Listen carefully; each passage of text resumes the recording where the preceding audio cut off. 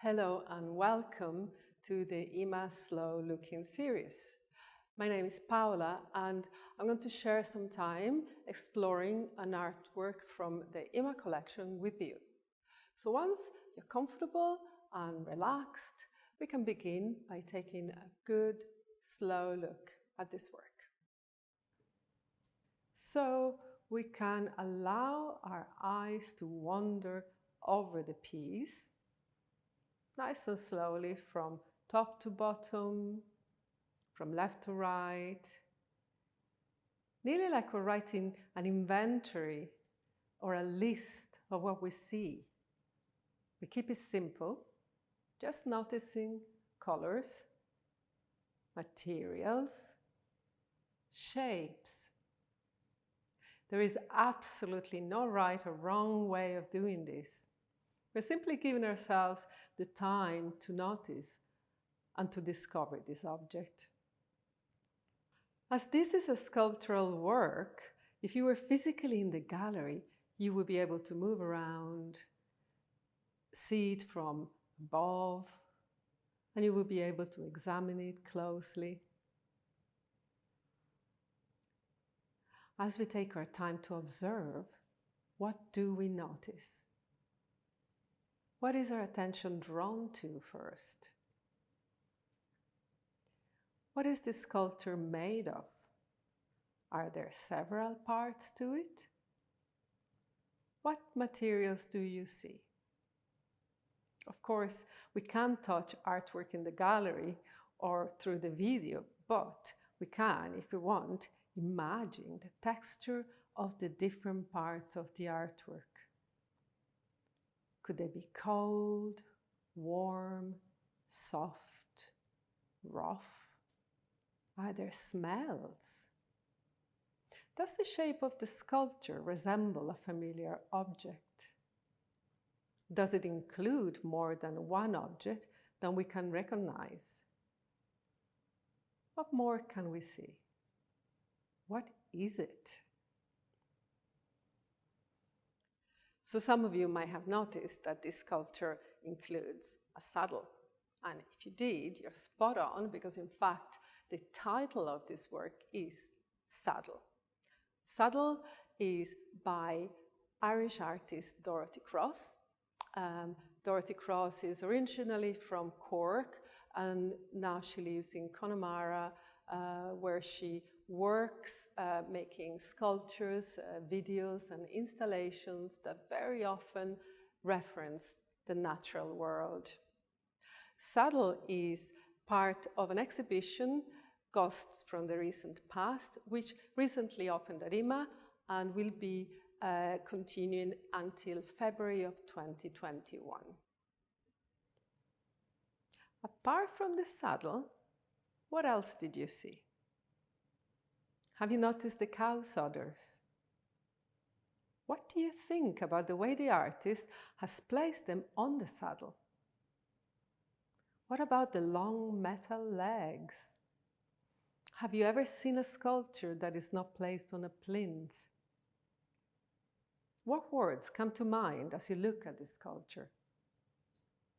Perhaps words like body, milk, lactating, chair may all come to mind, as well as other words and images I haven't mentioned. What else comes to mind? What effect does the work have on you? How does it impact you? How does it feel? Is it strange, funny, interesting, unsettling, dreamy, or even nightmarish? Every response is valid. In fact, Dorothy Cross would probably be very satisfied to know that there is a strong reaction to this piece, even if it's a negative one. The dreamlike quality of Dorothy Cross's work has sometimes earned them the label of surrealist. Surrealist artists are more interested in dreams and in the imagined world than in the real, rational world around us. It's a world of the imagination that she might be presenting.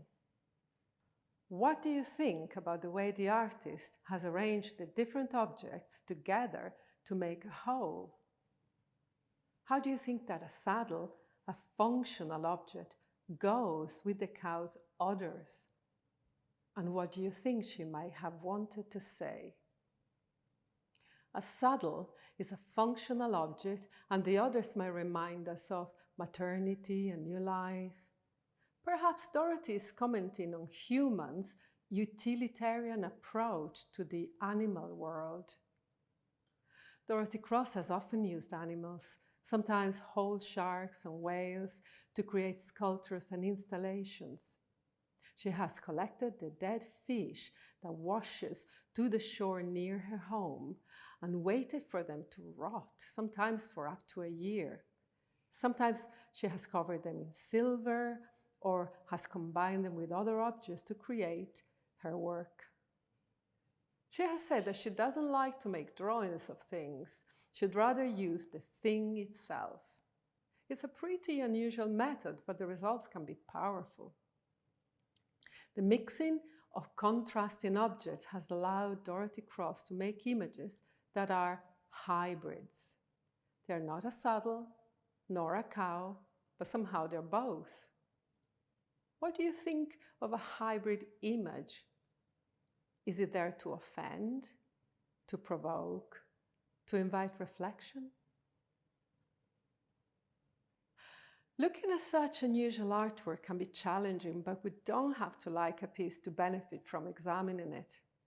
This artwork is made of objects that are familiar to most of us, but they are presented to us in an unfamiliar way, nearly an uncanny way. What thoughts come to your mind looking at it? Do you like it? Do you dislike it? Why? If you were given the chance of making a sculpture by mixing two or more everyday objects, would you want to do so? Would you find it playful? And if yes, what would you use? Why? So thank you for engaging imaginatively with this artwork. Looking at something that is unfamiliar can be challenging, but sometimes we can read and decipher a work a little bit like we're reading a story or deciphering a riddle. And we don't even have to like an artwork to benefit from examining it in depth. And sometimes you might actually have the extra added benefit and delight of having your mind change about an artwork that initially seemed to make very little sense. So thank you very much for participating. I hope you enjoyed, and I hope that this will encourage you to take a look at all the other videos from the IMMA Slow Looking series.